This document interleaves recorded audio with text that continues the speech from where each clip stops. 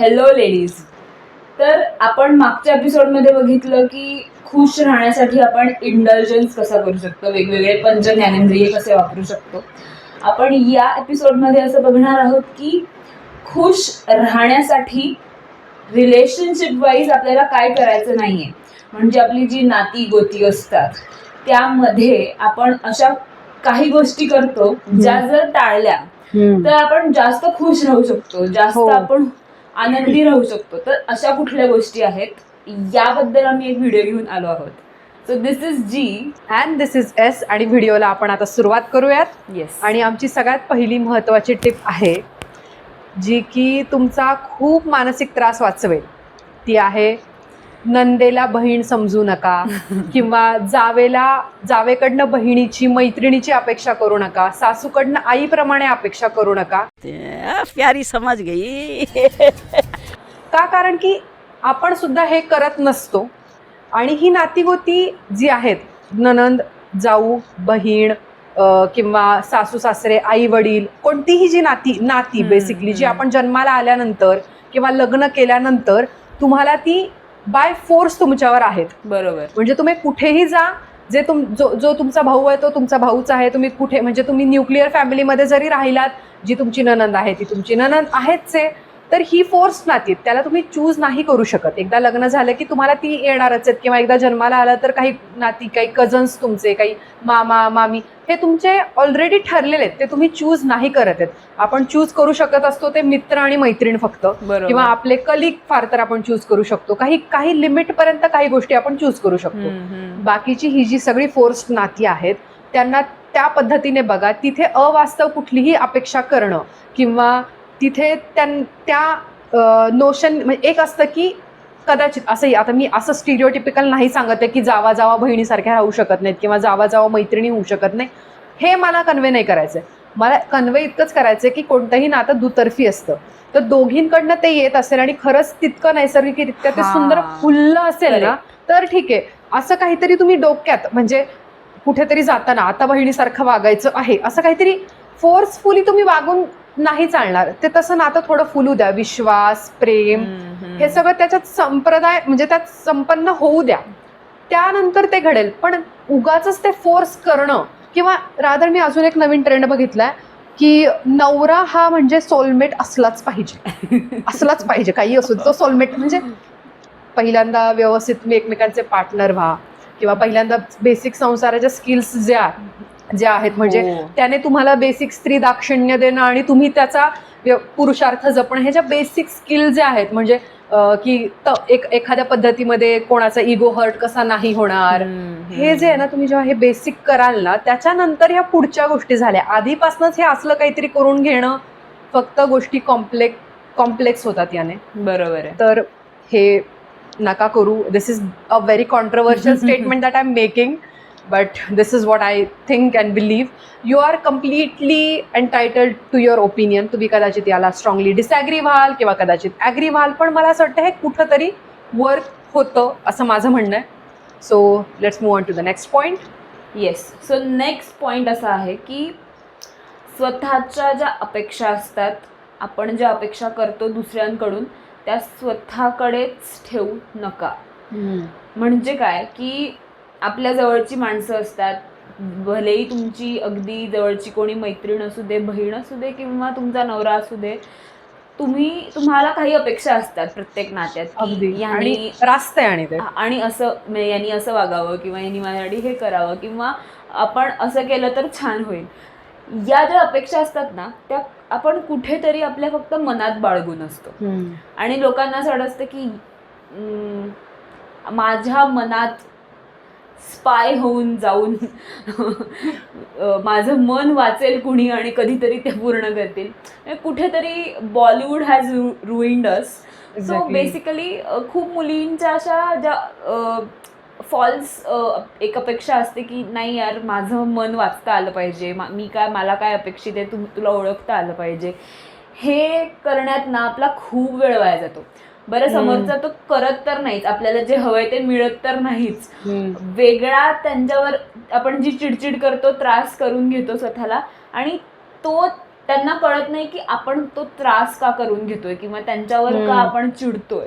तर त्याऐवजी जर तुम्ही सरळ सोपं सांगितलं की मला जर तू असं केलंस ना तर आवडेल, किंवा आपण इथे गेलो ना तर मला मजा येईल, किंवा यु नो काही पण एक छोटीशी किंवा एक मोठी जी काही अपेक्षा असेल, आणि मग तुम्ही त्या नात्यावर त्या नात्याची खरी परीक्षा मला असं वाटतं की तुम्ही सांगितल्यावर ते तुम्हाला मिळतंय का, आणि तो समोरचा व्यक्ती ते मिळवण्यासाठी किंवा तुम्हाला ते देण्यासाठी खरंच एफर्ट्स घेतोय का, प्रयत्न करतोय का, मग त्यातनं तुम्ही त्याला जज करा. हे नका जज करू की आधीच की हा करेल आणि हे मिळत म्हणजे नाहीये. असं म्हणतात की ब्रह्मदेवाला पण कळत नाही की मनात काय चाललंय, स्त्रीच्या कोणाच्या मनात काय. स्त्री नाही कोणाच्याच मनात, म्हणजे ब्रह्मदेवाला मनातलं कळतच नाही, तर देवालाच मनातलं कळत नाहीये. तर तुम्ही एका पुरुषाकडून बिचाऱ्या पुरुषांकडनं खरंच अपेक्षा नवऱ्यांना सोडा. कसं कळेल ग नवऱ्यांना की तुला कुठल्या रंगाचं गुलाबाचं फुल कोणत्या दिवशी हवंय, नाही कळणार आहे. तू सांग तोंडाने की नाही का, हे बघा आज माझे पाय दुखतायत, मला अजिबात इच्छा नाहीये की मी स्वयंपाक करावा, प्लीज आपण आज बाहेर जाऊयात का जेवायला, किंवा प्लीज तुम्ही आज बाहेरची बिर्याणी आणा, आपण ते खाऊयात, मला अजिबात त्राण नाही अंगात. तोंडाने सांगून करा. रोज आते हैं इस उम्मीद पे आज जीतेंगे, कल जीतेंगे, परसों जीतेंगे, रोज हारते हैं. कंट्रोल कंट्रोल उदय. आणि भांड्याची आदळ आपट करणं, भांडण करणं, काहीतरी म्हणजे कुठलं तरी 2 वर्षापूर्वीचं काढून मस्त 2-3 तास भांडण उकरून काढणं, काय मिळतं याने. आणि आता तू जेव्हा सांगशील तुझ्या नवऱ्याला की मला ना आज जमत नाहीये, तुम्ही बिर्याणी आणाल का बाहेरून, एकदा तू सांगितलंस, दुसऱ्यांदा सांगितलं, तिसऱ्यांदा तू जेव्हा स्वतःहून दमली म्हणजे खरंच दमली असशील आणि स्वतःहून सांगितलंही नसशील ना, तेव्हा मग तो म्हणेल की आज तू दमली आहेस का, ठीक आहे आपण ना बाहेरून जेवण आणू. बरोबर. हे एक्सपिरियन्सनी येतं, म्हणजे हे आपण एखाद्या सोबत राहून मग त्याला कळतं की अच्छा असं वागायचं असतं. बरोबर आहे. तर हे सोपं होतं बेसिकली, नाही का? हो. आणि मला असं वाटतं की आपल्याला प्रेम जर हवा असेल दुसऱ्याकडनं किंवा कुठली गोष्ट हवा असेल तर त्यांना ते म्हणल्यानंतर त्यांनाही कळतं की what we are expected to do. देखा आपने लापरवाही का नतीजा है.